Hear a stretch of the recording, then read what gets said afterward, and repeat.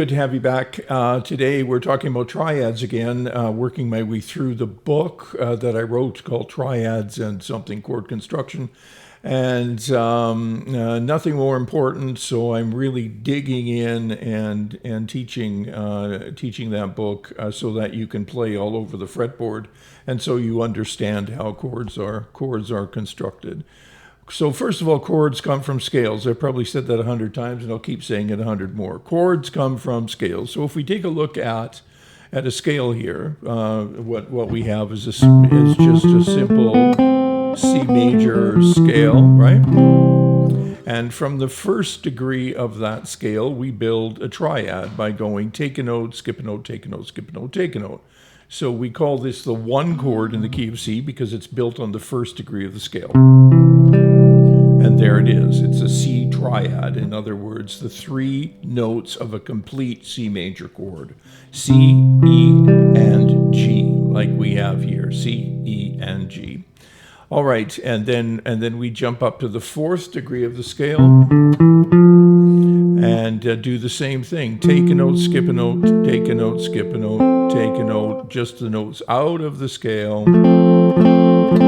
And we have the four chord. This same thing is going to apply to every key. Doesn't matter if you're in the key of E flat or the key of F sharp. It's going to apply to every single key in exactly the same way.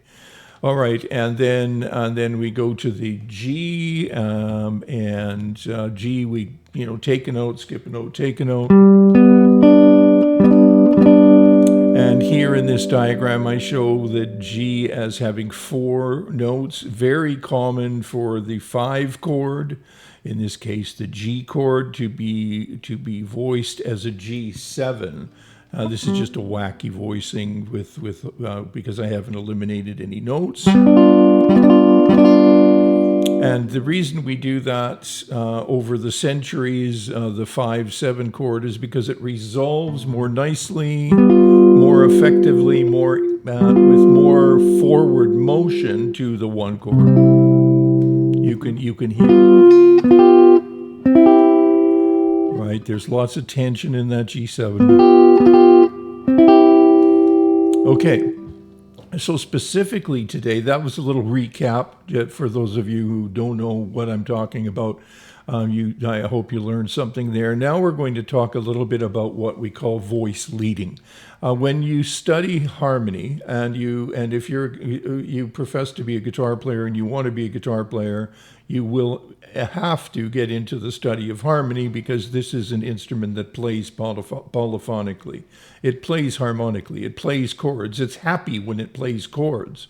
And so you need to know how chords are constructed and how they move to one another, right? So far, the material that we've got is a 1 chord, a 4 chord, and a 5 chord. So the 1 chord has, as I said, the notes C, E, and G, the 4 chord F, A, and C, and the 5 chord G, B, and F. I've just eliminated the 5, the 5th degree of the G7 chord. We'd call it to do that. Check out my last video, as a matter of fact. I think video number 4 explains voicings of the G7 chord. In order to make the G7 chord a triad, we eliminate the 5. No big deal. So we have a 1, a 3, and a 7, a flat 7. Okay, now if I play these chords like this, C, E, G, F, A, C, G, B, D, and then back to, right? So if I do it that way, playing each of these chords as a root position chord, it doesn't sound great because there's no voice leading. There's too much jumping around, right? You don't hear a resolution, for instance, of that F going like that. Now that would have been voice leading. So what we're going to do on this topic of voice leading to begin with is to take a look at the notes of each of these chords in this diagram here. It's easier to see if you don't read notation. C, E, G, C, F, A, right? Now, those are the notes of a 4 chord, except I'm using a second inversion 4 chord, so with the 5th in the lowest voice. So C, E, G, C, F, A, and then I'm using a B to an F to a G, an inversion of the G7 chord. The reason I'm doing that is, and this is just one possibility of many, we have C, and the C and the F chord have the C in common,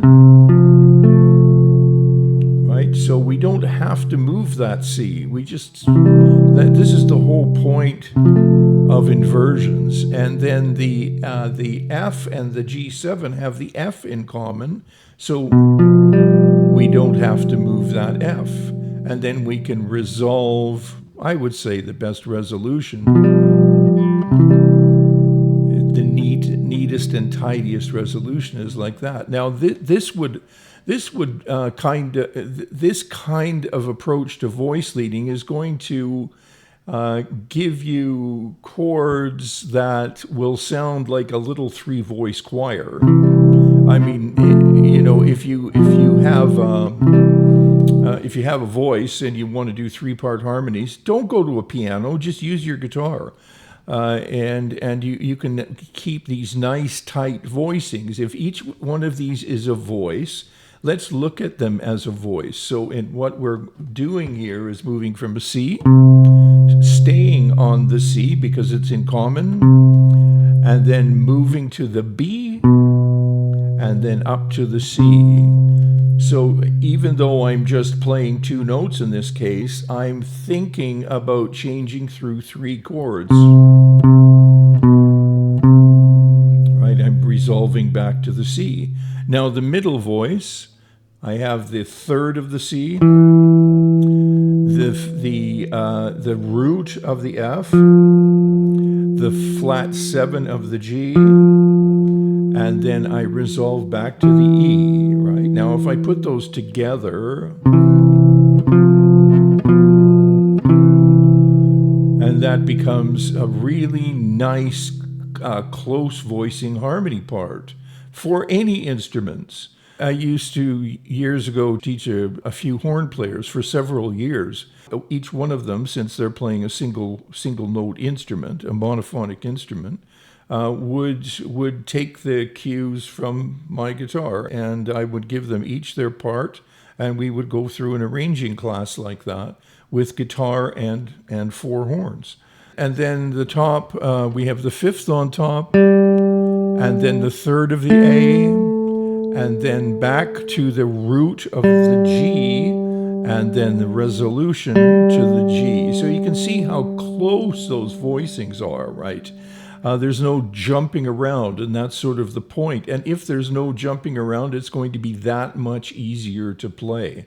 Then you can just choose the regions of the fretboard that you want to play in for whatever reason that might be. You may have a rhythm guitar player, and you don't want to be playing the same chords as the other guitar player, right? Or you may just need to play a solo, and you don't want to play your solo down an open position. You want to move around the fretboard. Triads are great for learning how to solo. Okay, so now I have this.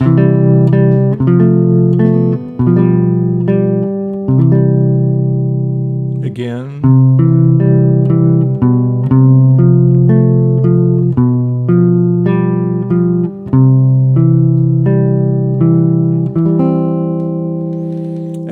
And on and on. Okay, so on the fretboard, C, E, and G, C, F, and A, and B, F, and G. That's what I just played. Now, what we want to do is take this same idea to the fretboard, up and down the fretboard, and in string sets. So our first string set is string set 1, 2, 3. We just call it string set 1. And then we're going to move from a C chord to an F chord to a G7 chord. And the same thing is going to apply. In this case, we have a G on the bottom with a second inversion C chord, and then first inversion F chord, root position G chord, right? And this is all right in front of you, written down right in front of you. All you have to do is pass through each section and play the chords that are there.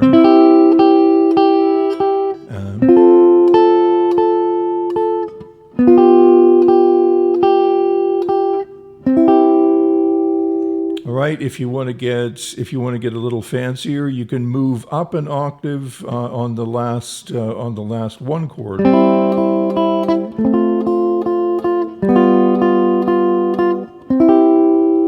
Right, for instance.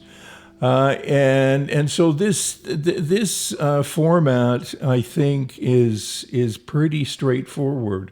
You have the notation written, for this number, first one here, from here to here, right? You have the notation written down here. That's what it looks like.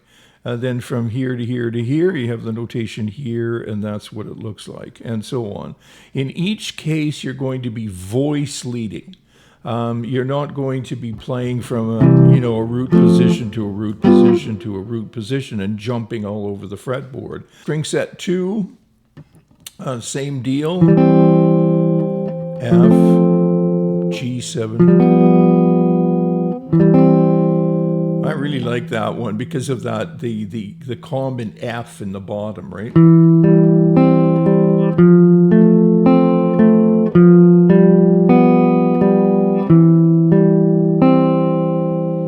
Right? And you should really listen to each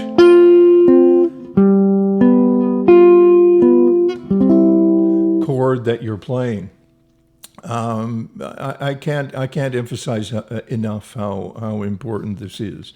So that's the idea. I'm trying to give you what to listen for and how to work your way through this book. If you're really interested in learning what the guitar is about, it's a pretty good little book.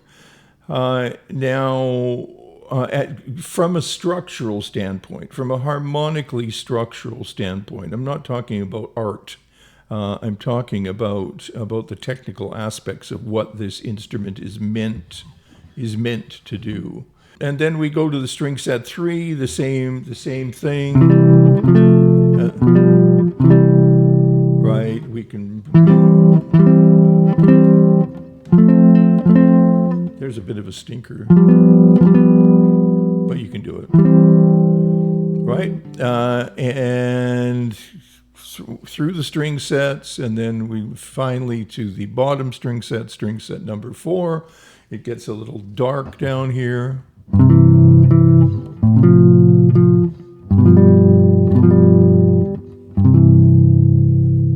It gets really dark down there. Okay, and but it's still fun, and you still have to do it. So that's just the 1-4-5 chord on 4 string sets, and with a special emphasis on how to hear this. Watch for those common voicings. Know where they are. It's a big deal to realize that you've got, for instance, the root of the key. This is going to apply to any key. The root of the key is in both the 1 chord and the 4 chord, right? And the 4 of the key is in both the 4 chord and the 5 chord. These are the things to listen for, right? Listen for these chord changes, and hear the chords not as lumps of notes, but hear them as individual voices moving toward and away from each other. Okay. I think that's probably enough to chaw on for this session.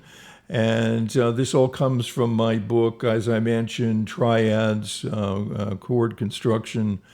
And you can pick that up on Amazon. Yeah, some people are doing that too, which is really great, because it helps support my channel, but at the same time, I know you're actually getting something from it.